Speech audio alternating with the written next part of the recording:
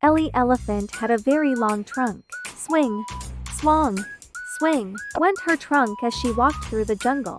Ellie saw her friend, Monkey. Monkey was sad. His colorful ball was stuck high up in a tree. "Don't worry," said Ellie. "I can help." Ellie reached up high with her trunk. She reached, and she stretched, and she wiggled her nose. But then, her nose began to tickle. Chew! The sneeze was so big that the tree shook. Shake, shake, shake. Down fell the ball. Boing, boing, boing. Monkey was so happy.